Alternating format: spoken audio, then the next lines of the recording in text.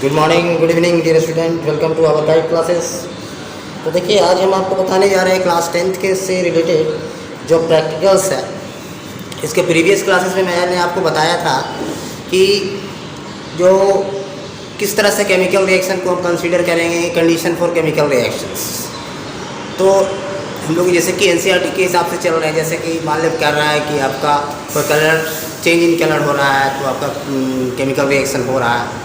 Evolution of gas है तो chemical reaction हो रहा है। इसके प्रैक्टिकल मैंने आपको दिखा चुका है, ठीक है। इसके बाद वाला जो चीज़ है, आज दो प्रैक्टिकल हम लेके आपके सामने आए हैं जो दिखाएंगे आपको किस तरह से इनसॉल्युबल सब्सटेंस का फॉर्मेशन होता है, जिसको आप बुलाते हो प्रेसिपिटेट, ठीक है, फॉर्मेशन ऑफ पीपीटी। उसके बाद देखेंगे हम लोग कि change in temperature, change in temperature. तो आज हम लोग देखने जा रहे हैं दो, ठीक है। इसके प्रीवियस में मैंने आपको दिखाया था दो कैरेक्टरिस्टिक ऑफ केमिकल रिएक्शन। आज भी हम लोग दो सीखने जा रहे हैं, आप चैनल के साथ बने रहें। तो देखिए, इसके लिए हमको करना क्या है, तो आज सबसे पहले सीखने जा रहे हैं हम लोग प्रेसिपिटेशन रिएक्शंस, ठीक है। इसको बाद में हम लोग बुलाएंगे, इसी रिएक्शन को क्या बुलाते हैं आगे आपको पढ़ाएंगे हम, डबल डिस्प्लेसमेंट रिएक्शन। इसी को बोलते हैं डबल डिस्प्लेसमेंट रिएक्शन। का तीन नाम है, आप इसको डबल डिस्प्लेसमेंट रिएक्शन बोल सकते हैं, शॉर्ट में डीडीआर भी बोलते हैं इसको, डबल डिस्प्लेसमेंट रिएक्शन। इसके बाद इसको बोलते हैं प्रेसिपिटेशन रिएक्शन, या फिर बोलते हैं insoluble substance reactions. Insoluble substance reaction का मतलब जो भी सब्सटेंस यहाँ पे फॉर्म होगा इनसॉल्युबल होगा, ठीक है। इनसॉल्युबल का मतलब क्या है कि वो जाके पीपीटी बनाएगा। इनसॉल्युबल का मतलब है कि पीपीटी बन जाएगा। पीपीटी बनने का मतलब ये है कि सॉलिड फॉर्म में डिपॉजिट हो जाएगा at the bottom of the test tube. Test tube के जब टेस्ट ट्यूब में आप देखोगे तो उसके नीचे में क्या होगा, जाके ये बैठ जाएगा, जो कि क्या बनेगा, इनसॉल्युबल सब्सटेंस। तो चलिए आज परफॉर्म किया जा रहा है। इसके लिए हमने दो केमिकल यूज़ कर रहे हैं। एक सोडियम क्लोराइड से आप भली भांति परिचित है, सोडियम क्लोराइड NaCl, जिसको हम लोग कॉमन सॉल्ट भी बोलते हैं और इसको टेबल सॉल्ट के नाम से भी जाना जाता है, ठीक है। और इसके बाद हम लेंगे आपका silver nitrate solution. Silver nitrate solution देखिए इसमें बना के रखा हुआ है, सिल्वर नाइट्रेट सॉल्यूशन। ये दोनों को हम लोग मिक्स करेंगे। सबसे पहले मैं आपको ये दिखाऊंगा कि सोडियम क्लोराइड और वाटर को हम जब मिक्स करते हैं तो क्या होता है। तो सोडियम क्लोराइड और वाटर को मिक्स आप पहले भी कर चुके होंगे, घर में भी किए हैं। ये कम्प्लीटली क्या होता है, घुल जाता होगा, यहाँ पे कोई भी पीपीटी नहीं आएगा। जब हम वाटर के साथ सोडियम क्लोराइड को मिलाएंगे तो there is no any PPT, there is no any formation of insoluble substance. उस समय कोई इनसॉल्युबल सब्सटेंस का फॉर्मेशन नहीं होगा। देखिए, हमने यहाँ पे वाटर ले लिया, ठीक है, यहाँ पे वाटर ले लिया और मैं इसमें सोडियम क्लोराइड डाल रहा हूँ। Sodium chloride that is NaCl, जिसको आप कॉमन सॉल्ट भी बोलते हैं और इसको टेबल सॉल्ट के नाम से भी जाना जाता है। तो इसमें हमने क्या किया, सोडियम क्लोराइड इसमें मिला दिया। ध्यान देंगे आप, इसमें देखिए सोडियम क्लोराइड मैंने मिलाया और इसको हम लोग ग्लास, ये जो हम ये लिए हुए हैं ग्लास रोड से आपको मिक्स कर रहे हैं। ध्यान देंगे, इसको मिक्स किया जा रहा है, इसको ग्लास रोड। तो क्लियरली है कि ये जो है NaCl इसमें आसानी से घुल जाएगा। इसमें क्या होगा, आसानी से घुल जाएगा, insoluble in water. NaCl soluble in water है, ठीक है। इसमें कोई पीपीटी नहीं बना, ये क्लियर है। देखिए यहाँ पे आसानी से घुल गया, बिल्कुल ट्रांसपेरेंट दिख रहा है सॉल्यूशन। कोई भी चीज़ का डिपोजिशन नीचे की ओर नहीं हुआ, कोई भी चीज़ देखिए नीचे की ओर कोई चीज़ डिपोजिट नहीं हुआ। थोड़ा सा इसको घोल देते हैं, ठीक है, स्टीयर करके देखिए कोई भी चीज़ का डिपोजिशन नहीं हुआ इनसाइड, मतलब कह सकते हैं तो bottom of the test tube के नीचे में कोई भी मतलब इनसॉल्युबल सब्सटेंस का फॉर्मेशन नहीं हुआ। तो it is completely soluble in water, NaCl। इससे ये पता चला कि sodium chloride is soluble in water.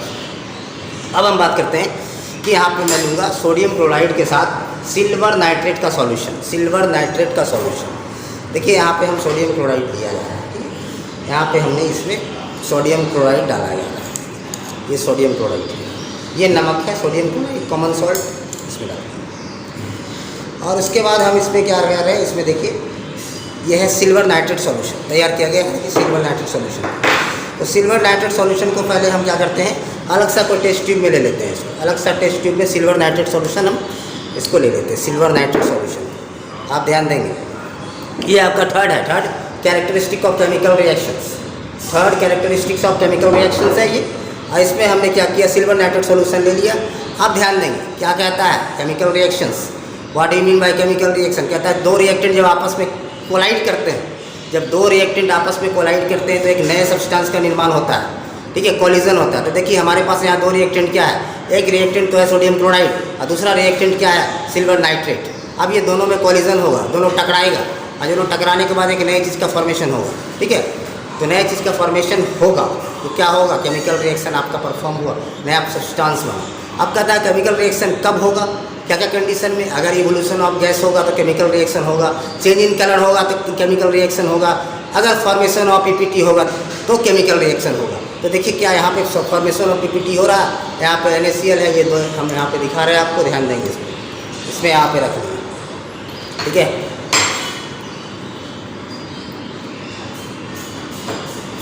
आप ध्यान देंगे, आप इनसॉल्युबल सॉल्ट का फॉर्मेशन होगा, इनसॉल्युबल सॉल्ट का फॉर्मेशन होगा।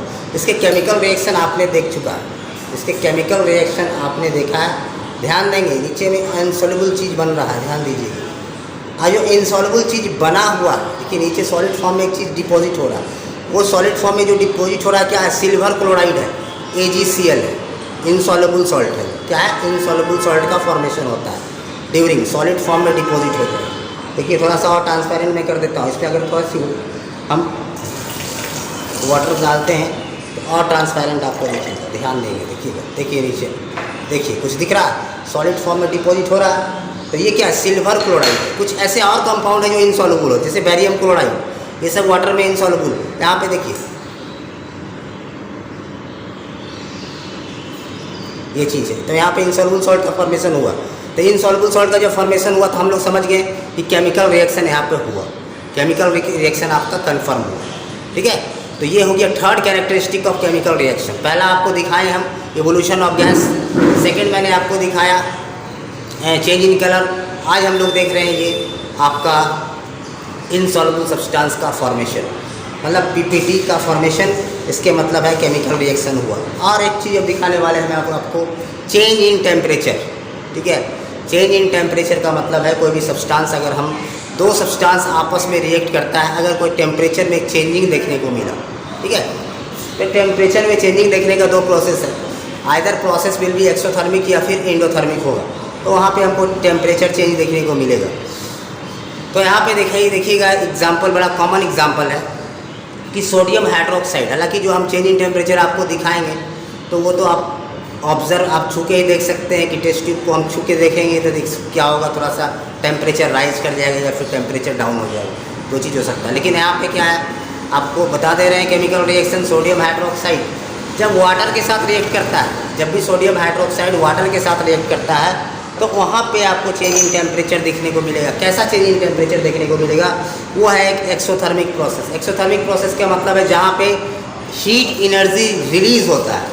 अब ये भी बताएंगे आखिर ऐसा क्या होता है वाटर और सोडियम के साथ, सोडियम हाइड्रोक्साइड के साथ, जो कि हमारा हीट एनर्जी जनरेट होता है। तो आपको ये जानने के लिए चैनल के साथ बने रहें, आपको दिखाने जा रहे हैं हम sodium hydroxide when react with water, तो वहाँ पे क्या होगा, चेंज इन टेम्परेचर होगा। क्या होगा, टेस्ट ट्यूब को जब आप हाथ से हैंडल करोगे, इसको पकड़ोगे तो देखोगे कि ये गर्म हो जाएगा, ठीक है। तो यहाँ तो आपको हम ये नहीं करके दिखा सकते, लेकिन हाँ आप जहाँ भी परफॉर्म कर सकते हो ये चीज़, ये बड़ा इजली सोडियम हाइड्रोक्साइड किसी भी लैब में अवेलेबल है। जब आप अपने स्कूल के लैब में जाते हो तो सोडियम हाइड्रोक्साइड उठा लेना। कैसा होता है देखिए, सोडियम हाइड्रोक्साइड एक टेबलेट टाइप का आएगा, पिलेट्स टाइप का आएगा। इसको आप क्या करना है, आप डाल दिए इसमें टेस्ट ट्यूब में, इसको सपोज मैंने इसको डाल दिया टेस्ट ट्यूब, ठीक है, टेस्ट ट्यूब में इसको डाल दिया। तो टेस्ट ट्यूब में डालने से क्या होगा, आपका टेस्ट ट्यूब में डालने से क्या होता है, इसके टेम्परेचर क्या होते हैं, राइज करने लगते हैं। देखिए गर्म होते हैं, क्या हो गया, ये हीट हो गया। आपका हाथ से इसको छू के देखेंगे, आप करके देखना है, इसको परफॉर्म करके देखना। बहुत ही मतलब कि आसान प्रैक्टिकल से ही, मतलब कि कोई इसमें और डरने वाली कोई बातें नहीं है इसमें। तो यहाँ पे छू के देखिएगा, आप सोडियम हाइड्रोक्साइड डाल दीजिए, वाटर डाल दीजिएगा, देखिएगा कि टेस्ट ट्यूब आपका हीट हो जाएगा। इसके मतलब क्या है, आपका टेम्परेचर में भी चेंजिंग देखने को मिल रहा है। आप कह सकते हो केमिकल रिएक्शन हो रहा है, किसके साथ हो रहा है, सोडियम हाइड्रोक्साइड और वाटर के बीच में हो रहा है। तो सोडियम हाइड्रोक्साइड वाटर हमारे लिए क्या हो गया, रिएक्टेंट हो गया। तो आपको पहले ही बता चुके हैं, जब दो रिएक्टेंट आपस में टकराता है, कोलाइड करता है, तो एक नई चीज़ का निर्माण होता है, ठीक है।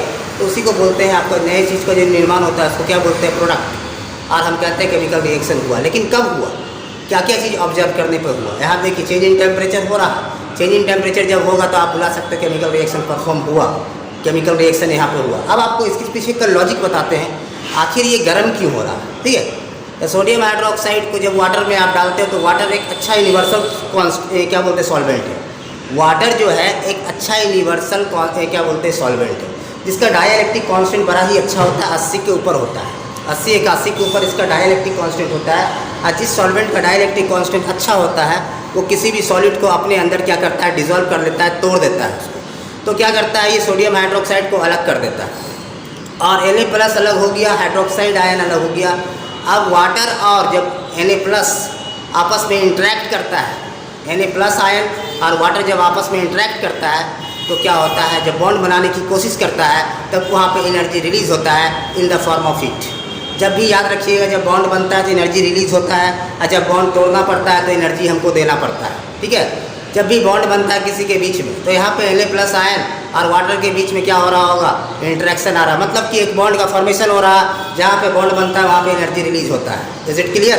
तो आज मैंने आपको दो चीज़ दिखाया, एक दिखाया किस तरह से चेंज इन टेम्परेचर हो रहा है और इसके पीछे क्या लॉजिक था, और दूसरा आपको दिखाया कि formation of PPT। Common example ये जो आपकी बुक में दिया हुआ है, सिल्वर नाइट्रेट और सोडियम क्लोराइड। सिल्वर क्लोराइड बनाता है और सोडियम नाइट्रेट बनाता है, जो कि सिल्वर क्लोराइड क्या है, एक इनसॉल्युबल सॉल्ट है। इनसॉल्युबल सॉल्ट का फॉर्मेशन होता है और उसी को बोलते हैं PPT प्रेसिपिटेट। ठीक है, तो ये चीज़ हमें बताया आपको। तो इसके बाद हम लोग क्या करने जा रहे हैं, इसके बाद एक्टिविटी करेंगे। जितने भी NCERT में देखिएगा एक्टिविटी अगर वर्क दिया हुआ है उसको परफॉर्म करके हम लोग देख लेंगे। और थ्योरी तो आपका चल ही रहा है, थ्योरी आपको पढ़ा रहे हैं और इधर साथ साथ हम क्या कर रहे हैं, आपको प्रैक्टिकल भी करवा रहे हैं। तो ये दोनों चीज़ को कम्बिनेशन करके चलेंगे तो हम लोग को चैप्टर आसान हो जाएगा। आपको आगे जब जाइएगा 11-12 में तो बहुत ही आसान लगेगा, डरने की कोई बात नहीं होगी। ठीक है, तो चलिए हम लोग नेक्स्ट वीडियो में मिलेंगे।